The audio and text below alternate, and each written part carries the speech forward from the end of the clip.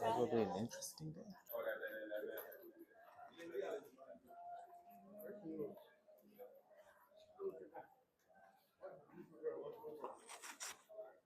The architecture, so pretty.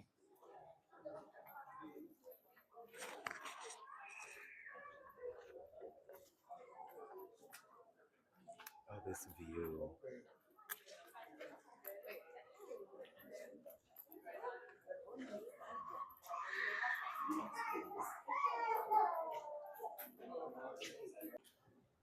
Listen to the waves. This is crazy. Mm.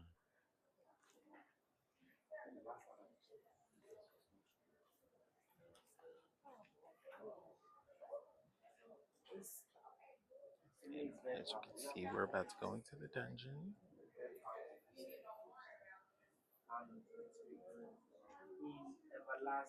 Lighting might be a little messed up, but we'll see.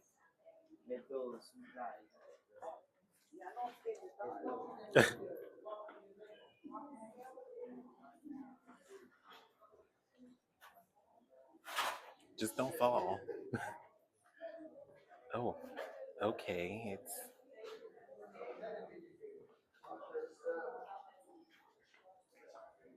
It's a little dark in here. Imagine doing all of this with no shoes on, no clothes, barely any clothes. It's crazy. Particular dungeons. It kept 1,300 Africans at a given time. From the entrance to this place and to this other end was for men. 1,300 at a given time. Men were 1,000. That is from the entrance to this place and to the other end. For men, 1,000 in all. Now they stay in this darkness minimum 2 weeks, for about 3 months, all because of availability of ships. But 1860, slave trafficking stopped. So they used this structure as a colonial administrative center. The British controlled the structure till the time Ghana regained our independence. They moved the British out of the building. So the structure, as of 2024 ending, is 359 years old. That is the age of this dungeon. In Ghana, we have 3 major castles. The first one is Nat'l, built by Portuguese in 1482. The one in the capital, built by the Danes in 1661. And this was built by the British in 1665. So this is the youngest among the 3 major ones. They built the entire castle. It's in bricks. If you look at castles and bricks here, bricks and stones. They brought the bricks to balance their ships to Africa. With these black people as dwellers away. There wasn't cement during that time. They built the castle using grounded seed shells. They mixed that with lime powder and then palm oil. And the foundation of the structure is a rock. It was built on a huge rock. That's why for years the building is solid.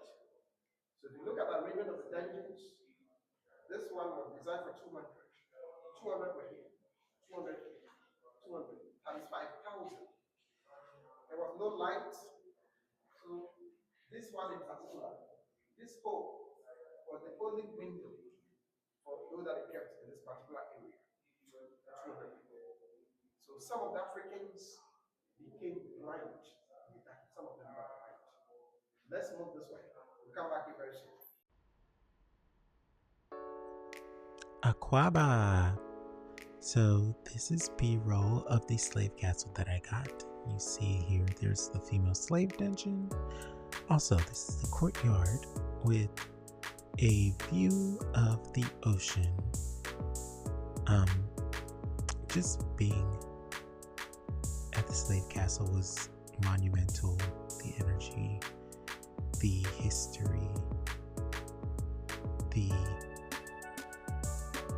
presence of everything that went on back then and the things that our ancestors had to go through so we could step foot back in this slave castle and,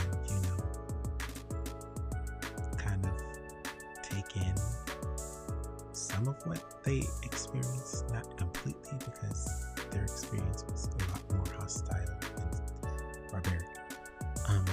This is the door of no return. When you walk out, on the opposite side, it says door of return. Once a slave exited those doors, they were not allowed to return. So for us to be able to walk back in, it really put things into perspective. This was a passage that they used to get to the beach. This was a cell that they used to put the prisoners in to punish them. It was very cramped, dark, and hot. Yeah. And this is a little village that used to be the barracks where the soldiers would stay.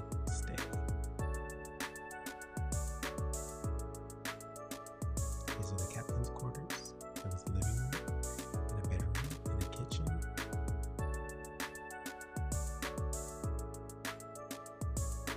And there were also panoramic views, so you can see whoever is trying to invade the castle.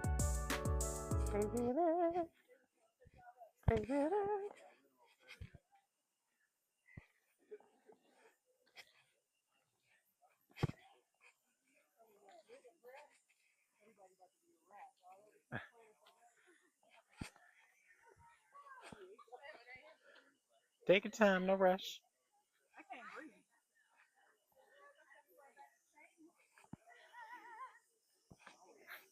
It's definitely not the rainforest I thought it was going to give. I thought we would see some mist at this point.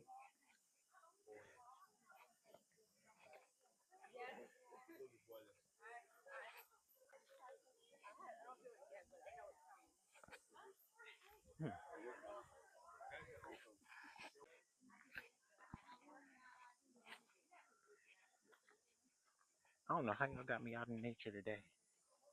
I don't even do stuff like this.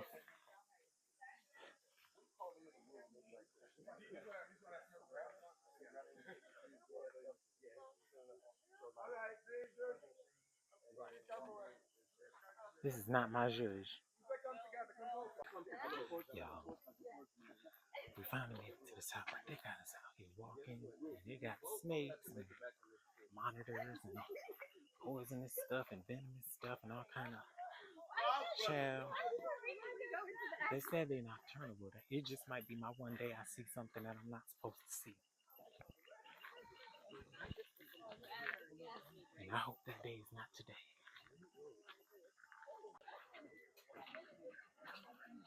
Ooh. I didn't know it started waddling at the bottom.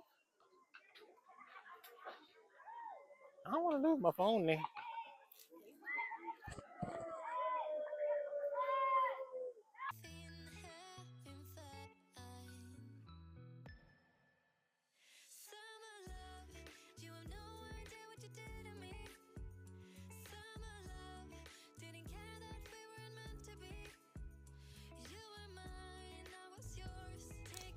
So, I'm currently laying in bed. Today was a long day.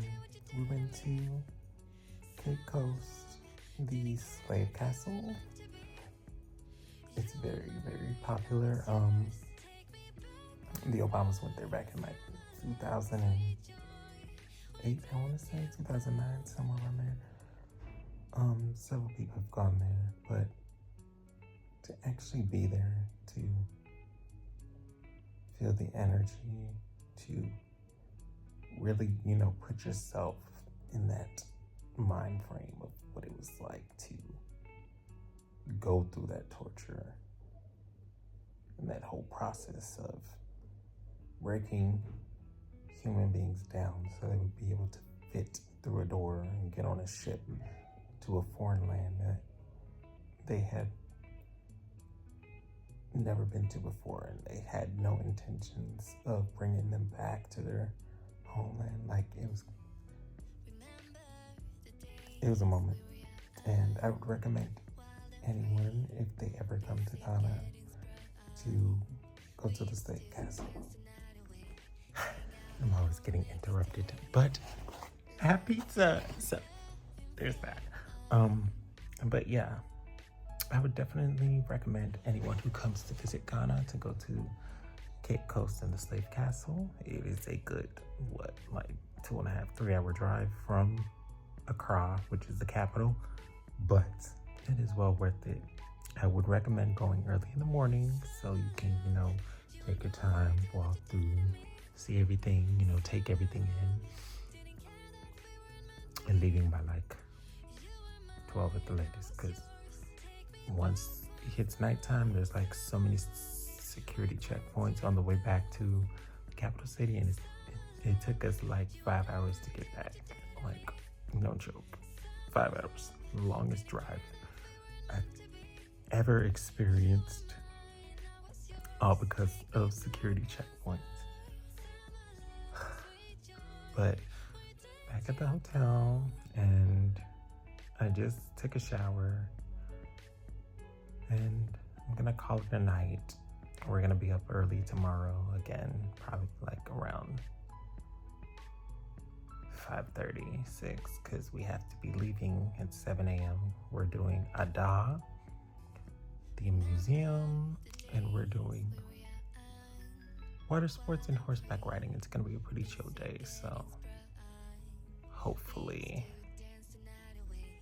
it's not like a repeat of today or the day before.